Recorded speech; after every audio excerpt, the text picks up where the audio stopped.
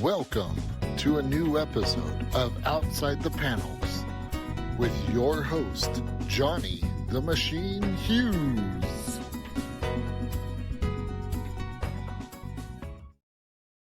Welcome everyone to another episode of Outside the Panels. Joining me for this very special episode is my co-host and old-timer colleague. It's the Professor. Professor, how's it going? I'm doing very well. How are you, Johnny? I am fantastic. We have got a bit of a surprise for everyone, crossing both new books and older books, I guess, for the fans of the old-timer comic book show. We have writer, artist extraordinaire Jim Starlin, and of course Jamie Jameson, inker of the new Dreadstar Returns book. Guys, so pleased to see you and meet you. How are you doing? We're doing fine and very pleased to be here with you. Excellent. What he said. All right, okay. So before we go get into Dreadstar, let's just have a little bit of a rundown. Jim Starlin, comic book legend, famous for Thanos, Drax, Gamora, Shang-Chi. I didn't know that one. That was Also, he likes to wield an axe, the end doer of Captain Marvel, and he killed Jason Todd. I mean, that's a pretty big resume. Bloody one, yes. I'm guilty. When you were writing the books at the time, did you think they'd go on to be as iconic as they are? Because I mean, everybody knows Thanos now, especially from the Avengers movies. No, I had no inkling that this would ever get us to where it is. When I started working on Thanos in the movies, flying saucers were on wires shimmying across the screen. I always thought he was just too weird and dark and esoteric to make it onto the screen. I figured it was all going to be Captain America's and Spider-Man's and more acceptable things. And who would have known that me venting my spleen for the last few years would have turned into a big moneymaker for a cinema. Yeah. Good. Yeah, Awesome. Cool. Excellent. Professor? Well, thank you guys for being here. I'm happy to be here too. I'm a big fan of Jim from way back in the Avengers annual that you did with the Thanos War was a big issue for me. Everybody loves Thanos. But I'm really interested in listening to what you have to say about the new Dreadstar book coming out. A big fan of Dreadstar too. I kind of looked at it almost as a continuation of your cosmic stuff that you were doing with Warlock and Captain Marvel and staying in space. So I'm really kind of excited to find out what's next. More Dreadstar. I mean, we are continuing on with it. Dreadstar Returns was our pandemic book in so many ways. I mean, we started off before the outbreak. I don't know how many pages I had. Jamie was in about 20 some odd pages of inking it. And it broke out. We were in Mexico City at a comic book convention. I flew back to New York and you flew back to LA. And when she got back to LA, she contracted a very serious case of COVID-19. Oh my goodness. And at points we thought we were going to lose her. She got hit heavier than most. Yeah, when your family is talking about what do you think she wants when she dies? Oh, Jesus. Like, I'll be dead. I don't really think I'll be thinking much about what I want when I'm dead. Which song should be playing? Yeah, that's the kind of conversation. Fortunately, I like to take credit saying that it was my pestering her to finish the inking that got her through this. Really? I think COVID was an excuse to get out of the inking. Never mind, complete it. Dude, they're picking my funeral song. I can't ink your book. Hold on, I've got to go throw up for a second. Yeah, that was more close to the reality of what we were dealing with. But she survived it and finished off the book, and we're working on another one now. I'm 60 some odd pages, and she's coming close to 20 some odd pages. I won't show him where I'm at. You know, it's Well, interesting. that's the board, just everything gets covered over. It's interesting. I mean, I think in the past I've interviewed writers, artists, letterers, inkers. I think I've interviewed a couple of inkers, and I always crack the joke from the Chasing Amy movie. Yeah, have you seen the movie? Inking, that's just tracing, right? Oh, Chasing Amy? Oh, yeah. It's like, no, it's not tracing. If it was tracing, anybody could do it. So go on, explain to the people who actually think that inking is just tracing. Jamie, an inker's job. You're What's a it fixer and an embellisher. I mean, you have to work what's on that page, but you have to make it look as good as you can. And if there's things that need to be changed, like breast size. What? What's this? She seems to think she's a bigger expert on breasts than I am. I don't know. Well, I think you probably got to hand it to her on that one. Like I've got to say, Yeah. I think there's a personal experience. When you see her cup size changing from a B to a D, you kind of want to do something. I didn't realize you were doing a Power Girl book. So I'm going to start crediting her as the bra czar in the book.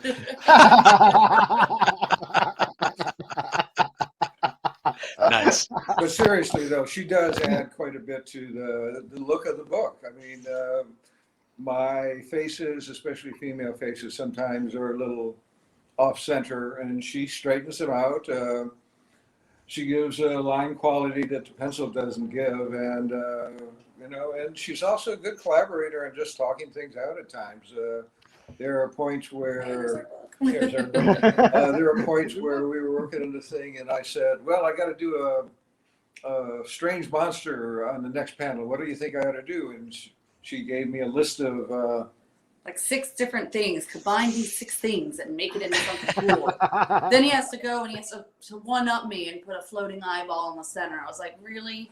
You have to put the cherry on the top. I'm a penciler. Cool. It's been working out quite well with between the two of us here on collaborating on this stuff, and so we've decided to continue it. And actually, she's quite responsible for me coming back and working in comics. Cool. About 4 years ago, I had a serious accident with a compressed air explosion and blew a huge hole in my drawing hand. And, wow. After about 3 years of squeezing balls and doing this exercise, she started bugging me for a sketch of Dr. Doom. She didn't want Thanos, she wanted Dr. Doom. And I tried avoiding her, but she's pretty persistent. And I finally sat down and did the drawing and realized my hand wasn't cramping up like it had been for the previous 3 years, and started doing some more drawing, mostly convention sketches, which she inked. And so when it came time to me finally take on a book, I asked her to come on board with me. Did you ever think that you would never draw again? I was pretty sure I wasn't. I was going to be a writer. I literally, if I put a pencil in my hand, tried drawing, I'd last about 5 minutes and the hand would completely cramp up and I'd have to go stick it in a bucket of ice just to get the pain, get rid of the pain. And so that went on for closely about 3 years. Wow. So this brings up like a nice little interesting question. Which do you prefer to do? Because you're a writer stroke artist. In fact, you could argue you're probably Marvel's first, leading the challenge for like people like John Byrne, Frank Miller, to get involved in that sort of duality. So Strangle beat me out on it. Okay, there you go. Yeah, and I sit corrected. Well, I not sit at corrected. Marvel, but Kirby and Ditko both went off and did their own writing after they left Marvel. Yeah, cool, So, excellent. I've had some firsts, but that wasn't one of them. I suppose, yeah, maybe I misspoke. What I suppose credited is probably the best way I would go with that, because we all know the history regarding Ditko and Kirby as being credited as artists and not for their plot involvement. Whereas when I look back over comic book history, yours is one of the first names I recognize as being both the the writer and the artist. So no disrespect was intended. It was a compliment. Yeah, well, I tried to hide that, especially in the Warlock credits. There was JM, Midi Rats, and a few other people, but that was just nonsense. But yeah, with Kirby and Ditko, they were creative forces, but it took Stan to make those characters likable. If you look back at especially with Kirby, because Kirby wrote panel border notes throughout, and if you go back and compare it up to what Stan wrote, he humanized the characters more than Jack could. So, yeah, I think that's a really fair point.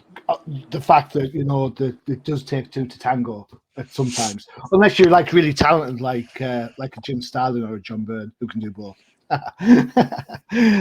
So what made you want to come back to Dreadstar? Because it's been a while. Let's give people a potted history of Dreadstar. How did it start? Well, it started in Epic Illustrated in a series called The Metamorphosis Odyssey, and Paintings. they were paintings actually. Started off black and white paintings on gray board, and I pulled the blacks and the whites out on it, and went off to color. And Dreadstar wasn't the main character in that. That was Ankadon, who started off the series, and Vanth didn't show up until about the 5th installment, and he just sort of took over the book eventually. And so I stayed on that. I took the storyline off to Eclipse Publishing, and did a book called The Price, which Dreadstar only appeared briefly at the end of it. It was a Syzygy Darklock story. And that's why I always think of Vincent Price. Syzygy Darklock. The Price. The Price. Yeah, we had this discussion the other day. We're backtracking. What we're thinking, and then there were some other publications that I went to, and now we're over at Ominous. And what brought me back to drawing new adventures was that we were collecting all the previous adventures from 20 years before, and most of them had no digital files, so it was a matter of me scanning the actual pages and then touching them up. And I was using the stylist as I was going along there on the board, which is a lot different than trying to draw, because you tense up more with you're trying to draw on that.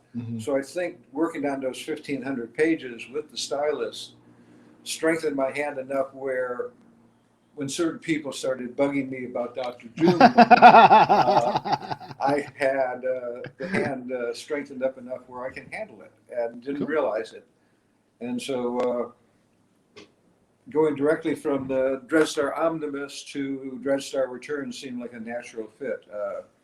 I didn't want to go back to either of the major companies. And now with Ominous and Kickstarter, we were able to get this and do the book to exactly the way I wanted to right off from the start.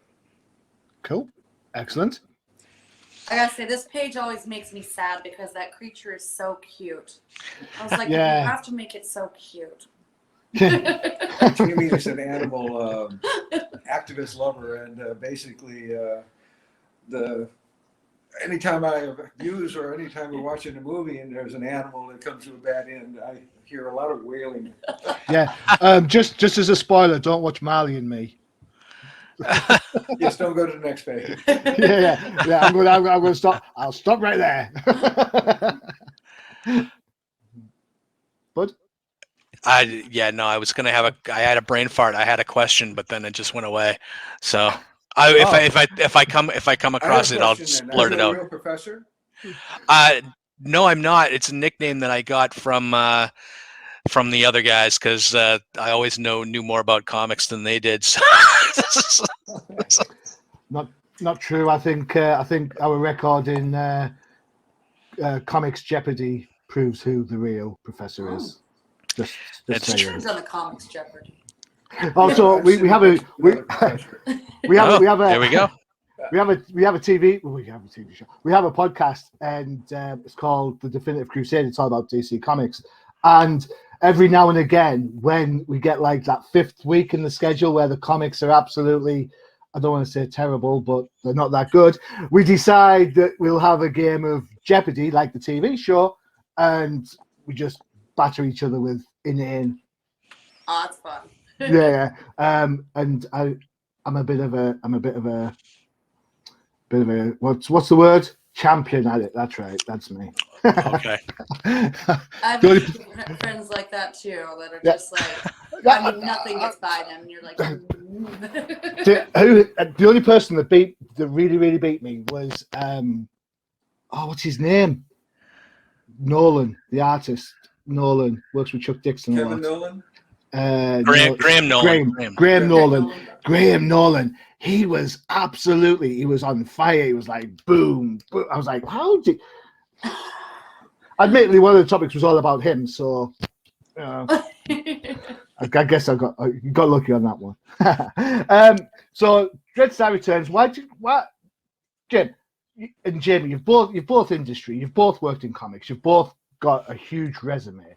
Why was there a need, do you feel, to go to Kickstarter to kind of get this going? Because surely with your name recognition, you could just knock on the door and go, "Hey, Image, I've got a book," and boom, there it is. It's a matter of control also. A lot of the other companies that I've worked with, they may let me have the copyright still, but they tend to do what they want to do. And I've had some things really fouled up, even minor companies that worked with, but Ominous and their Kickstarter project, if you look at the book itself, their production values are so high. Ron Mars and this guy named Phil Smith, who works with them, they just do such a marvelous job at putting these things together that there wasn't any other place I could think of that I would have gone to. And there's old Mr. has a T's hat. resemblance. He has a striking resemblance to somebody. Yeah, we won't mention who. So maybe this gives me a question, because I in most of your work that I've seen you in the cosmic space opera theme, you've always introduced certain elements of politics, religion, church and state, and what drives you to do that? Is it because it's cosmic, you can pretty much do what you want and you can kind of overlay your themes and kind of get your thoughts out there? But I mean, the satire on this is obviously, I guess he who shall not be named as on the pike. No, I just think that you need multi-levels on any kind of story. If you just go along on one level and just tell out the story, it's boring. And so I like taking divergent trips. I mean, this whole thing with the king at the beginning of Dreadstar Returns is not the main story. It's a sidebar. It's like like I've been saying, it's like watching an episode of The Simpsons. They usually start off with Bart in some kind of strange situation, and then about 5 minutes in, you get to the main story, which is about Homer losing his job or setting fire to the plant. And basically that's what happens in Dreadstar Returns. We have this little vignette at the beginning with the king and his minions, and then we go into the real story, which is about an unrequited cosmic love. Sounds unrequited. This way you get a couple of different stories, and you get to be able to put in those little textual things that I always found the most interesting in any story I read, comic or not. So let me ask a quick question then, because you mentioned the two words, unrequited, 3 words, cosmic love. Is this kind of like an alternative, I suppose, take on the whole Thanos and death type of unrequited love, or is this a little bit more real in some way? Well, there are some similarities now that you bring it up. I hadn't actually thought about that before. The object of this obsession or this love is nowhere near as sinister as Mistress Death. Basically, when I started off working up the story, I wanted to go back and show everybody what the characters have been doing for the last 20 years. It's like Dreadstar rather has always been a anarchist without a second act. He's very good at breaking things, but not good at running things or doing anything constructive afterwards. Uh-huh. So basically, we find that he has found a constructive use for his destructive urges. And Eddie has found his place in law enforcement, and Willow is basically running everything still from what she did at the end of her run on Dreadstar before. So, Cool. we find that the different characters were doing these things. And as I was going through there, I looked back at a minor character from the series before. And quite frankly, I felt like I had shortchanged this character. I started thinking about it. And this story, I don't want to say anything more than that. Who he is. Yeah, go buy the book. Go buy the book. That's what we say. Go buy the book. Go buy the book, and you'll see that he does come back, and he is given more screen time than he had before. Yeah, cool. Excellent. And more story. More story, yeah. So I'm interested because I'm really the creative thought process. Jamie, I've got to ask you. You kind of you get the work, you get the script, you get the panels, you come in. Is there a point where you look at it and you think, "What's he doing? Why?" And then you're on the phone going, "Why are you doing this?" And there was times where I was like, "Oh my God, how am I gonna do this?"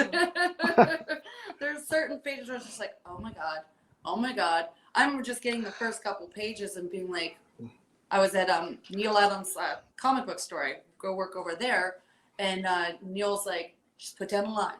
Just put down a line," because he could just see in my face. I was like having this little breakdown for a moment, and his son Joel's one of my best friends. He's like, "You can do it." He's like, "You've been inking. Just put down a line." And I was like, okay. Cool. And there were days where, especially after having COVID, where I was just like, "I can't do it." But obviously I did it. So Cool. We had moments of wailing and tears, but they passed, and she hung in there. Sometimes I thought, what is she going to think of this page? Because I was doing the coloring also. Okay. And a lot of times you'd have a page that was just one little figure off in the corner, and the rest of it was going to be done in Photoshop. There was very few of those. It was very exciting when I came across that, especially after having like an army of little Martian men. Martian men. Drives me nuts. The little green androids. See, when you there were enough of it. But as the story went on, they got to be more Photoshop, and I would wonder what she thought I was going to do with the rest of the page. Nah, kind of She never asked, but I've read Dreadstar. They're like the Dominions of Despicable Me. You said there was crying and wailing. Jim, I'm imagining that's from you more than from Jamie, to be fair. Oh, I usually do it after the job. As Jamie said, a test, we were looking through the books the other day, and after a thing comes out, and I think this is true for every artist, and you look at it, all she can see is the things you did wrong. I absolutely totally get that. I'm a doodler. So when I said I'll doodle. So there you go. I was on a pod not so long ago, and whilst I was walking, we were talking about Phoenix and X-Men. So I kind of doodled a really bad. I'm a terrible artist, by the way. Don't critique it; it's terrible. Also, looks like you're a bit into bondage. I'm not. Wait, that's not true. I can neither confirm nor deny that. But it's like the thing, like a jumper. So I look at the picture when I did it. I thought, yeah, it's great. And then now I look back at it, I think, well, hold on a second. That leg's wrong. That knee's wrong. So I get it. And that's across. I mean, that's from like superstar creator like yourself and Jamie, all the way down to me and my apparently bondage Phoenix. I should have put fishnets on it. That would have sorted it out. Yeah, I mean, the moment you actually put the work down on the page, you think it's the best you could do, and then months later you see it in print. There you go. I turn around to Jamie and go, "Why didn't you fix that?" No bondage. Oh, No bondage. yes. Yeah. Hey, at least you can tell who it is. Hey, that's a win in my book. Missing an arm. And yeah, I couldn't work out where I was putting that arm. Never mind. There you go. That's the handicapped Spider-Man. Yeah. Yeah, he's been caught by the Green Goblin. He's lost a leg. You know, like He's you got see his spiders. own parking space on top of the Yeah. Daily Bugle Yeah. reserved for him. Yes. It's like a 7-legged spider that got half eaten by a cat. There you go. Cool. Excellent. Oh, I can't say that. Jamie will go nuts. Animal cruelty. Oh, Sorry. no. I love spiders, but I can imagine my cat doing that. Yeah. Definitely. Excellent. All right. We're going to take a quick break before we regroup. We're going to talk more Dreadstar. We're going to talk more older comics for you old-time comic book show fans. And I think whilst we're talking old school, old-timers comic book show, it seems, Bud, sorry to do it to you, dude. Here's an ad for the old-timers comic book show. Oh no.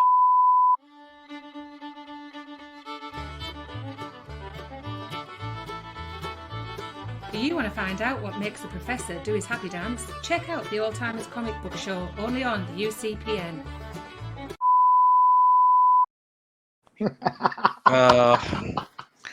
Oh, bless That's you. embarrassing. Yeah. So we watched it without sound. uh, Oh, He was strange looking. He's just doing a dance. you'll hear the theme tune later. We'll play the tune out. So the Old Timers Comic Book Show is our UCPN show geared, as the title says, to all the old-time comic books. And Jim, your name has been cropping up with startling frequency. Okay. That's true. And We've we talked. have a chance of answering whatever questions come up here. Well, you know, we'll shoot the breeze before I get back to Dreadstar. So we've done Death of Captain Marvel. We've looked at the Thanos quest, the 2-parter. We looked at the death of Jason Todd. I have a quick question about the death of Jason Todd, if I may ask you so kindly, sir. It was a phone gimmick. Readers get to decide: does Jason live? Does Jason die? My question was, which way did you vote? And secondly, did you write in the issue in which he lived? And if so, how did the rest of the story go? It was involved 2 pages at the end, whether he lived or died. All right. That 2 pages involved, they actually used them later on, the Jim Aparo pages in the Red Hood's origin book. And I did write a script that went either way, and Jim did draw the alternative, and they used it later on. But I didn't get a chance to vote because I was down in Mexico at the time, traveling around. Okay. And Cool. the judge does no way to call in at that time. Okay. I could do it very easily on a cell phone now, but Yeah, back then it would have taken me a couple hours just to get in to spend 50 cents. We Did you didn't know- get a vote. We did get a vote in the UK, so Did you know the fans I had were no gonna? idea how it had panned out until I got back into the States, and I was very surprised to find out it was as close as it was, because quite frankly, I know the fan base, and you're a bunch of ghouls. I thought for sure you were overwhelmingly going to kill him off. Didn't happen. 72 votes difference between life and death. Out of 10,000, that's statistically even. But there was just enough to push it over the edge, and he bellied up. And then the licensing department at DC realized they had all these pajamas and lunch boxes with Robin in it, and I went from within a couple months having the most successful book they had up there to having all my work at DC dry up. no way. Oh yeah, no, that Just was my for reward following- for doing their best book of the year. Oh my man. goodness. Fortunately for me, I went over to Marvel and then did the Infinity Gauntlet, so it worked out. Cool, yeah. That showed. I just have one more quick question before I let Bud speak. Sorry, Bud. Jim Aparo is one of my favorite artists. Jim Aparo's Batman is my Batman. That's what I grew up on. What was it like working with Jim? Couldn't tell you because we never met until years after we had worked together. I turned in my pages, my scripts to Denny O'Neil, who sent them to him. Jim didn't do many conventions, so we never met. But when I was writing the script for the death of Robin, the panel where Batman is carrying Robin's dead body off. I wrote into the script, Jim, this is going to be the illustration that you are going to be remembered by. And he didn't buy it at all until years later. We did meet at a convention. He the first thing he said was, "Do you remember doing this?" You are absolutely right. I've had to sign so many of those pages. Let's just have a quick look, because I have just a quick little version of that. See if I can share that screen for you, or one that's very similar. There you go. This is the one I always remember when I think of. There you go. Oh, that one there, and also the one where he's walking off with the flames behind us. Yeah, cool, excellent. Thank you very much. Awesome, Professor. So I came across in my research the last couple of days a story, and I'm going to tell you, I'm a gigantic Mark Gruenwald fan, and I came across a story about, and you just mentioned Infinity Gauntlet, that he didn't like Infinity Gauntlet so much that they had to hide it from him that you were doing sequels. Is that true? Only on Infinity Crusade. He was upset that I was writing more of them than anybody else, and it was mostly the fact that I just turned in a plot and they liked it, and then they were selling. So from what I understand, Tom DeFalco sort of hid from Mark that we were doing the Crusade until it was the last moment. I like Mark. I guess he wanted the work to be distributed around more evenly. I just thought that was a funny story. I've read so much about Mark, and that was a story I'd never heard before until I came across it, yesterday, and I was just like, oh man, maybe I got to ask Jim about that. I love DeFalco. I was picturing him hiding something from somebody. It's just hysterical. I was going to say. We've interviewed Tom DeFalco a couple of times. But yeah. Actually, they were two of the last people I saw before I came back from Mexico City and almost died. Wow. So, Jamie, who's your, who are your creative kind of inspirations? Because Jim's, don't take this the wrong way, Jimmy's been around for donkey's years. Jim is up there, but I love Kirby. I love Steranko, Ditko, Neil Adams, of course. He's family to me, as far as I'm concerned. I tend to lean towards the old school, but there's so many modern artists like Scott Hanna and Norm Ratman. I mean, there's just so much talent out there. But definitely more towards the old school artists that, I read really old comics when I was young, because that's what I'd get my hands on. Like my older cousins, would have short boxes or, just comics hidden in their closets or whatever. And they were all grown up and out of my great aunt's house. So I came across them and I was in love with Spider-Man. I was going to grow up and marry Spider-Man. Wrong color hair for that one, I'm afraid. Well, Spidey also living in New York for years. Every time I saw Spider-Man, he wasn't the one. Times Square had quite a few of them that usually had a gut and they couldn't sling any webs. And so seeing Spider-Man in New York is kind of like seeing Santa Claus in December, right? Exactly. Far too many and none of them real enough.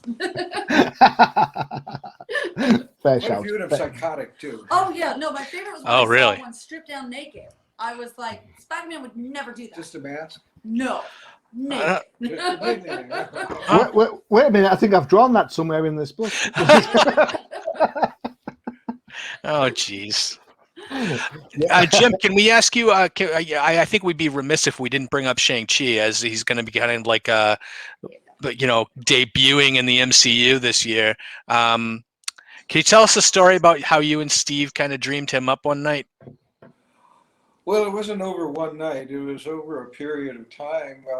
We were fans of the TV show Kung Fu with David Carradine. We'd quite literally get together on, I think it was Wednesday night, and we'd watch this show with about 5 or 6 other people. And we went to DC Comics, who was part of Warner Brothers, who had part of were, I guess, the producers of the show, and asked them, would you guys like us to do this comic? And DC said, no, this Kung Fu craze is going to evaporate really quick, and we got a better plan, something that would be more commercial. So they went off and did a pirate book instead. Another Batman book. Basically, we then went over to Marvel and said, we'd like to do some kind of kung fu book. And Roy Thomas, who's the editor, said, start putting it together. And then Stan got involved a little bit near the end. Mm-hmm. I thought Stan was the one who grafted Fu Manchu on it, but I've since learned from Roy that Roy was the one who bought the rights to Fu Manchu. It seems like none of us had read the books before. We had no idea what we were putting in there. And so after I got done with the first issue, Larry Hama pressed the Fu Manchu book onto me, and I read it and realized that it had a little bit of white power connotations to it that I didn't feel comfortable with. In other words, it was pretty racist. Yeah. And so I skipped out on it after the third issue, but Englehart and Paul Gulacy went on and did a really nice job with it, even though Fu Manchu was attached. Wasn't Doug Moench working on that book as well at one point? I didn't hear that either. Sorry, was Doug Moench working on Shang-Chi at some Doug point? Moench came along after Englehart left the book. Okay, he did some of the very later issues, as I recall. Cool, yeah. Excellent. Sorry, my accent. What can I say? No, it's just the sound kind of. My mutant ability is that I pronounce names wrong. The fact I got Jim Starlin and Jamie Jameson right was an absolute miracle. So, well, I've had incidences with accents before that were really ridiculous. I was in Scotland, in Edinburgh, at a convention. Good luck. The sound quality was just terrible on the stage that I was at, and they were having a trivia question. Oh, what no. were the accents and the reverb? I couldn't understand anything anyone was saying to me, and they were sitting right next to me. And they finally got a question that they thought for sure I could answer, what was, who died in the book Captain Marvel? And I just stared at them blankly, had no idea what to say. And they went, Captain Marvel. Yeah. No, Captain Marvel. I once dated a mad Scottish woman. She was mad and she was Scottish, and that is all I am ever going to say about it. But there you go. Cool. Other questions. We have a colleague of ours that works on the Old Timers Comic Book Show, and he is a huge cosmic Marvel fan. He has questions like, were you ever tempted to have Death speak directly to Thanos instead of Thanos trying to work out what Death wanted? I think in the later, in some of the graphic novels, though I don't have her dialogue coming out in balloons, she does address Thanos directly. Cool. Excellent. And we hear his response to it more than anything else. But Cool. no, they embrace at one point in one of the stories. I indicate that it was a pretty hot relationship at one point. I sort of ended it with the end of the series with him actually betraying her out and trying to absorb her into his being. So I think I sort of ended that relationship tragically, but okay. Yeah, but there was direct communication. Good. One more question before we get back to Dreadstar, if that's all right, Bud, unless you've got one.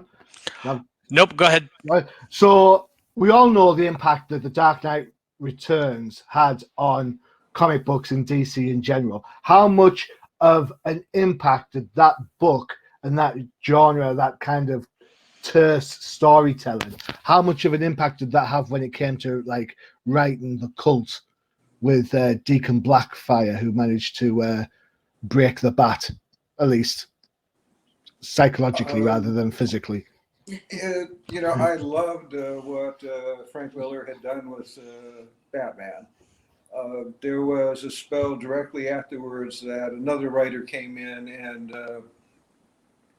wrote it for a while and sort of took it back away from that dark Batman. And the sales on the book plummeted at that point. So when Denny O'Neil asked me to come in and write some issues, it started off to be fill-in issues. he suggested I go back to the darker Frank Miller type of thing, story. And I was more than happy to, because that's what I was more comfortable with. I was always trying to avoid Robin in the stories because I thought that going off and fighting crime in a black and gray outfit while you send off a teenager in primary colors sort of went beyond child abuse to out and out child endangerment. And that Hey, it's Gotham, of course, right? Just for that. So the Miller ones were a major influence. We were the scene where Batman is looking at the former dead Robin's costume inside the Batcave directly affected my deciding to. Well, I mean, I didn't like Robin to begin with, and nobody liked Jason Todd or whatever his name was. It was So, Jason Todd. That was a direct line from that book to The Death in the Family. Cool. Excellent. Very good. All right. So, Dreadstar, let's get your book back up. Let's have a look through this. Where is it? I have it just here. Boom.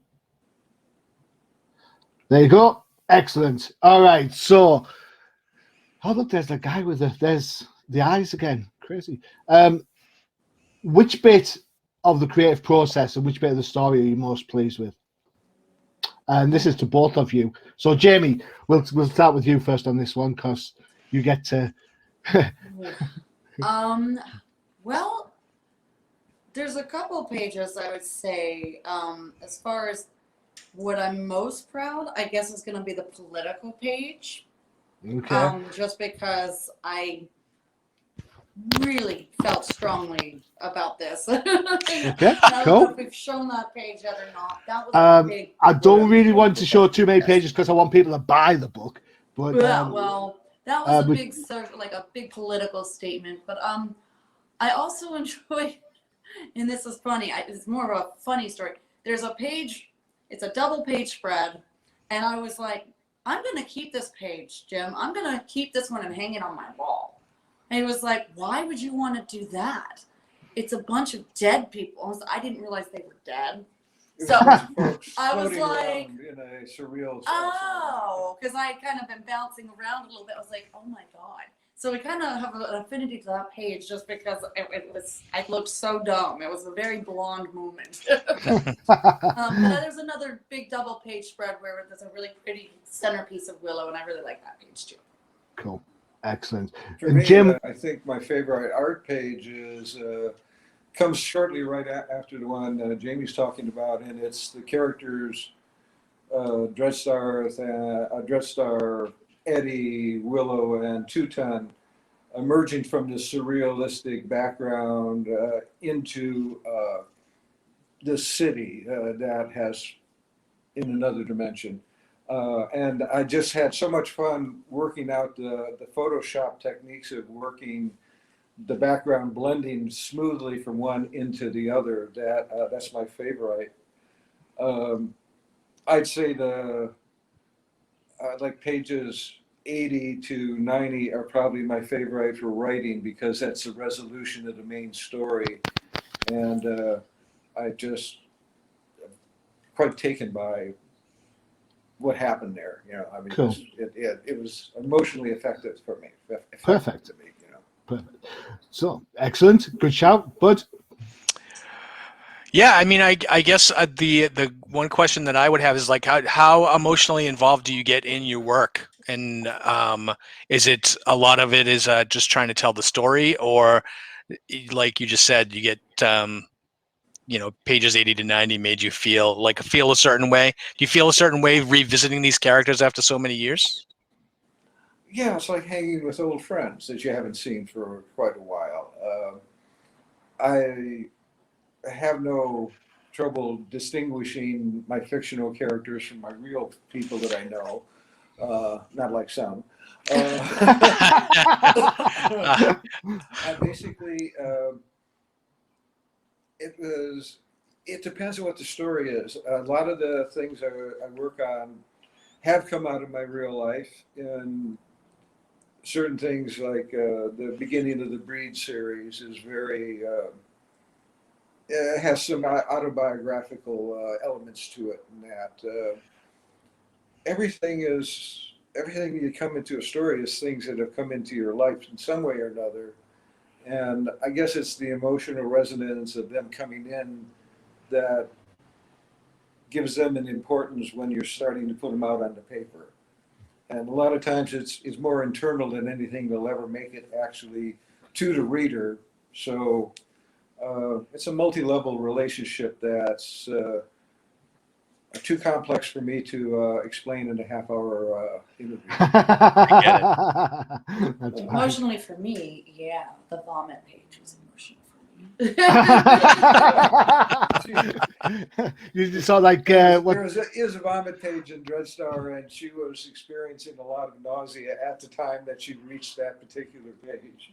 Yeah, there was. I So remember sitting there with a lap board, trying to do this in bed with a lap board. I was like, must keep going. It was one of the good days, and I was like, I think I might have been on the phone with our art agent, Spencer, our friend Spencer, was checking me. I was like, I'm doing this page. And hold on, I gotta put you on mute. And I'm just like throwing up profusely into those garbage cans by my bed. And I'm like, you know, it's not fun inking puke while you're doing it, but it's good reference. And I gotta say, this puke on this page has really got some body to it. It's very lifelike. Art imitating life or life imitating art, one of the two, right? Excellent. Cool. So I'm kind of flicking through. Who's your favorite character in the book? Jamie, is it Willow still? Oh, it's Eddie. Eddie's your favorite? Eddie's my favorite. Why for? He's just so cute. He's a little cat person. Cats, of course. Animal person. Yeah. Mike Mike. Usually my favorite, but in this particular book, it was Two-Tone.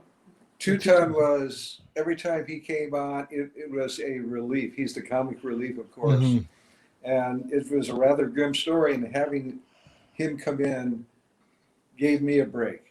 I was going into a whole different track whenever he showed up. So I enjoyed him the most in the book. So for those that are wondering who we're talking about, there you go. There's a cast of characters. You've got Dreadstar at the top, got Willow. There's Two-Tone at the bottom. Yeah, Two-Tone. Yeah, and Eddie there, the cat person. There you go. Cool. And Willow has a nice new look. Yes, we had Willow's new look was very much a collaboration between Jamie and I. She would send me JPEGs of hairstyles and warm-up outfits and boots. Oh, I was like, no. This hair is just not gonna work now. She's not sexy anymore. This is a long time ago. Let's. So, sorry, we're good. Sorry, go ahead. Sorry. So we just powwowed it out and came up with a brand new Willow. And I think she looks much better now. I'm quite happy. She's more modern. So is Willow the character that had the body image issues then? Yes, saying earlier, I had some body issues with Willow. She was the only one in the story with breasts. No, she's not. Oh, that's true. That's true. I forgot about there's the power. There's also The Admiral, whatever her name is. What is her name? General Evo Wyatt. Yes. I created him. I don't remember him. Once it's published, it's dead to me. Next. Yeah. Even the drawing part of it, I have to have my old comic books there, even with Dreadstar, to see what I did with the boots or something. And I never remember. Yeah. Excellent. Old age. Okay. Well, you've done a lot. Yeah. Too much in his brain. So how long have you guys been working together then? Since a year and a half, almost. It's almost 2 years now we've been working together. Yeah, we did a DC cover for Metal Men. That was the first thing that printed. Yeah. And then we were in the midst of, well, I guess I did some poster stuff, but like we started out with other stuff while he was getting stuff. We were powwowing the Dreadstar stuff, and then as soon as he got those pages out to me, it was Dreadstar. Yeah, I've just been ever since. Yeah, and COVID Excellent. hit. We had her collaborate across country on phone, and till she got back where you could get around her again. She was socially acceptable again. Yeah, my friend Joel Adams would come over and he'd bring me matzo ball soup, or because I love matzo ball soup, and I had a big window in the front of my apartment in Long Beach. I was in Long Beach at the time, and he'd come and he'd drop the soups or whatever and the juices at my front door, and he'd have to go stand all the way on the street, and I'd have to look through my window and wave because like there was no way I was letting anybody near me, or like I felt so like an explosive bomb or something. It just was like, oh my gosh, until I know I can be around people. Yeah. And it was a long time. It was like I was hospitalized for a bit. Oh God, it was like wow. She had the virus twice. Yeah. I had gotten the Asian version first before anybody here knew we had, like it was going around. I passed out in an airport and they took me to a hospital and said I had a rare form of pneumonia. They were like, this is a really rare form of pneumonia that, and then about a month and a half later, 2 months later, I got walloped with the European version of it. Is what I'm assuming. Because as soon as I heard that rare form of pneumonia, I was like, oh crap. Yeah. That's what I already had. And then I managed to get a second time. I'm pretty sure it was on a plane from a person back hacking away without a mask. The pandemic, it's been an absolute game changer for so many people. Over here we still have some minor lockdown rules in place. Social distancing still there, masks are still there. Retail's opened up and hospitality's opened up a lot. I'm lucky. I'm of an age where I've had I've had my 2 jabs. So, are you in England? England right now. So, it is. What time is it? It is 6:30 in the evening, nearly. Oh wow! Missing. So, and where are you, Professor? I'm in Massachusetts. Oh, really? Okay. The only reason I wear my Dolphins shirt is because the Professor's a Patriots fan. And my grandpa's a huge Dolphins fan, so go Fins! He likes to needle me. So it comes back with we won Super Bowls, you haven't, and I'm like go Saints. Saints. I like Saints. Cool. All right, guys. I think that pretty much wraps it up. Thank you so much for taking time out.